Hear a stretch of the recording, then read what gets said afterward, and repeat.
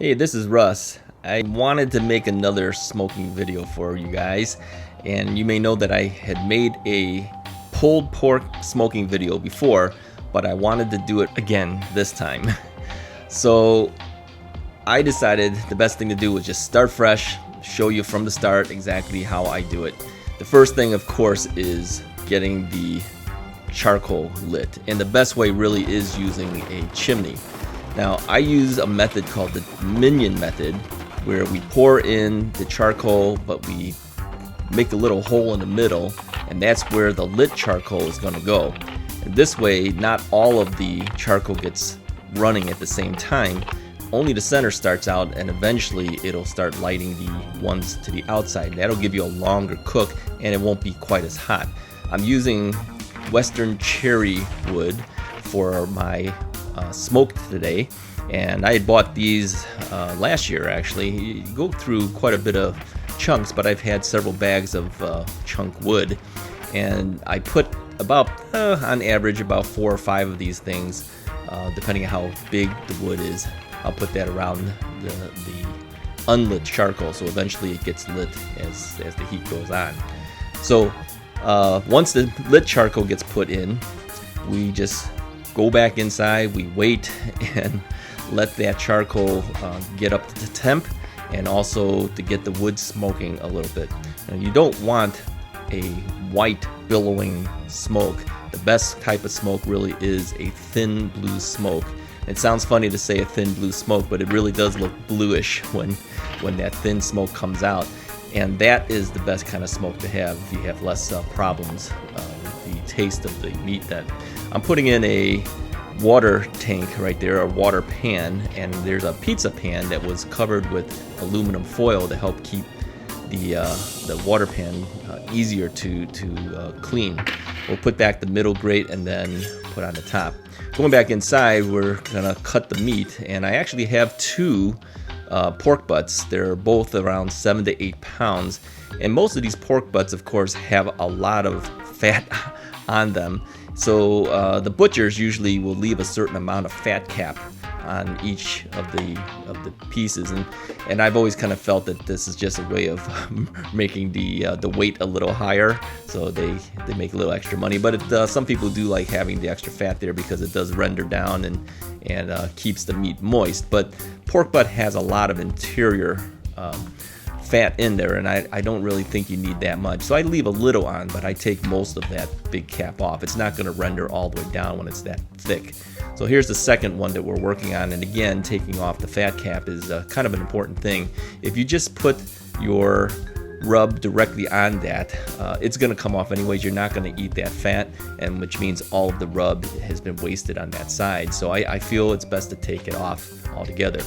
Now, I do one thing that a lot of people don't do. I cut my butts in half, and the reason is because you're gonna pull this anyways. It doesn't really have to look like one piece, and this will make the cook time a lot faster.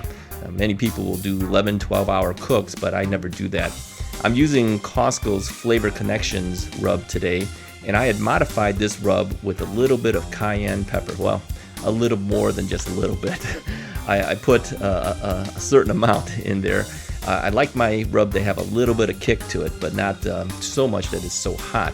So I put some in there, shook it all up, and then applying it now will make it a lot easier for me. Now, Costco's rub has a larger hole on the top of their cap, and that makes it easier to get out, but you do have to be careful not to overdo this. Now, some people put a lot of rub in there because it gives them better bark, and of course it doesn't really get all the way to the inside part of the meat anyways. Even if you let it sit overnight, it wouldn't really get that deep in there. So I typically will do this just before getting ready to put it on the smoker. Now, I'm using today the ThermalWorks smoke thermometers, and that's going to monitor it for me for the temperatures. And there's different types of probes.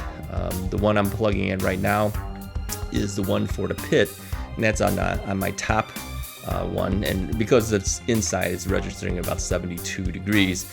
And then the other one I'm going to put in here is the one that I will put in one of the meats, And because again, and since it's inside, it should register very similar, and it does at 72 degrees. So I have 2 of these units, and I'll put 3 probes into the various meats, and 1 probe will be on the pit. That'll keep me informed as to what the temperature is out on the pit and what the temperature is in the meat. I won't have to go running back and forth to the outside.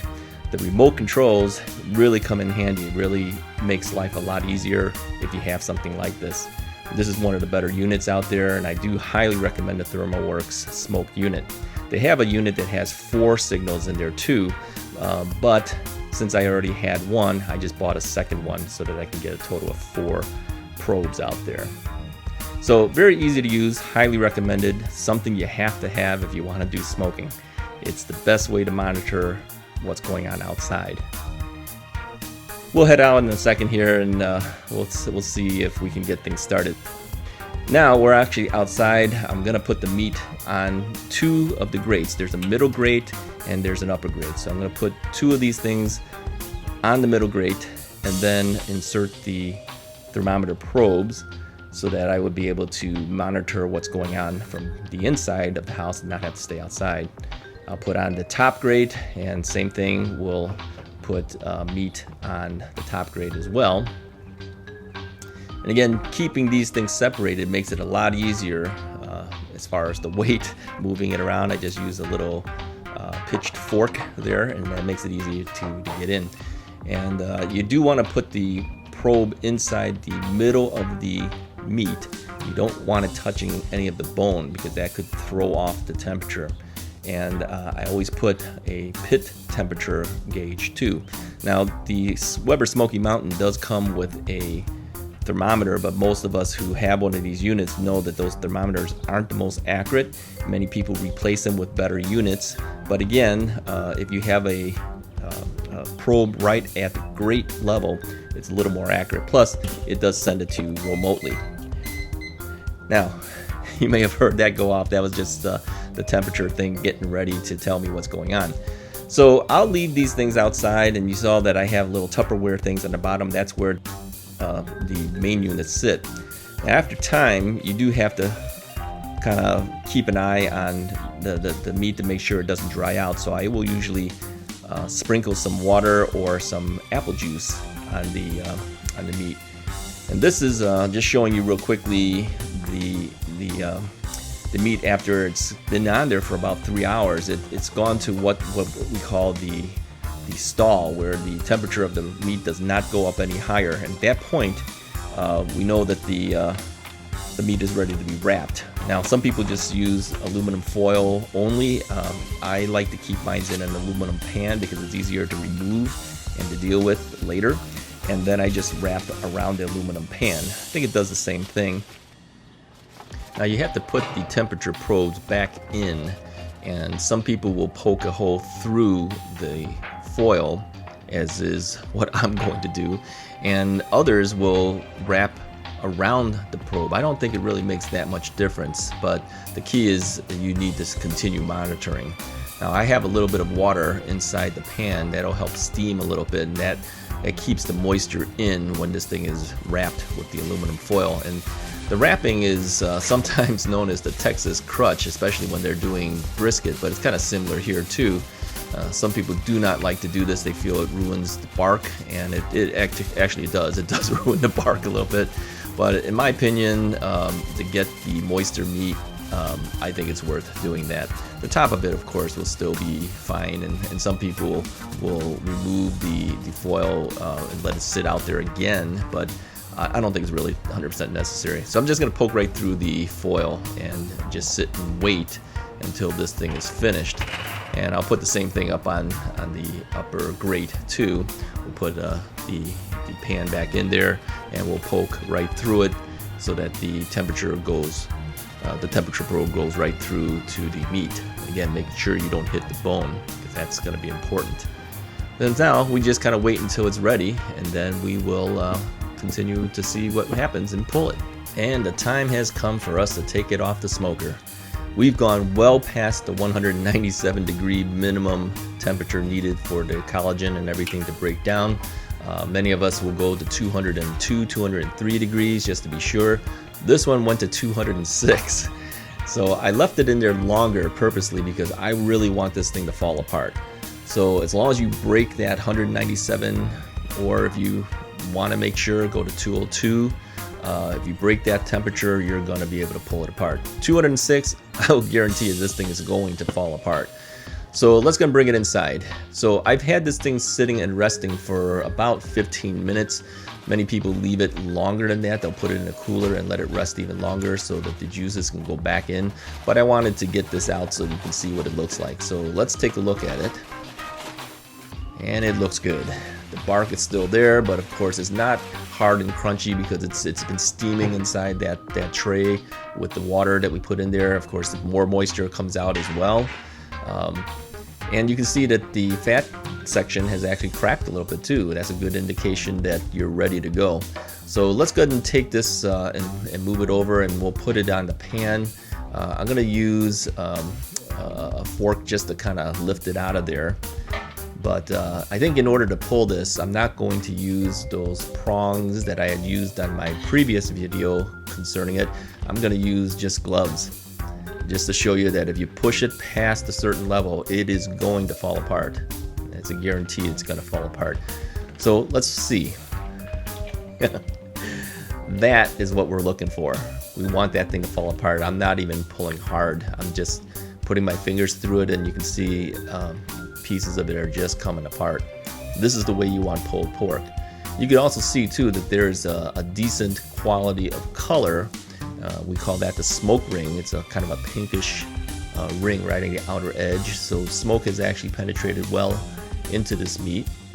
Let's go ahead and pull the other one out, and let's see how this one comes out. And I'm pretty sure this one will be just as easy, if not easier, because it already had a little crack on the top. So we should be able to see this thing fall apart. And here's the bone.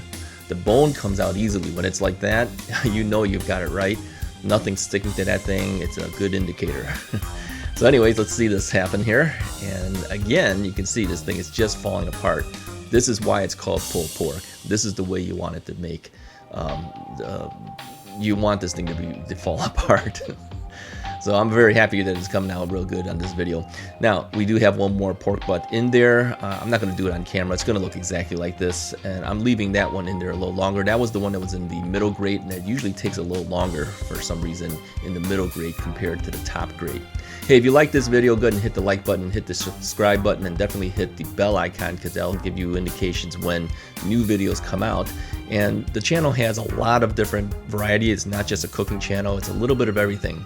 So if you'd like to see more, go ahead and hit that notification button, and definitely leave a comment below so I know how you feel about these videos. Definitely helps me out when you do so. We'll talk to you guys next time.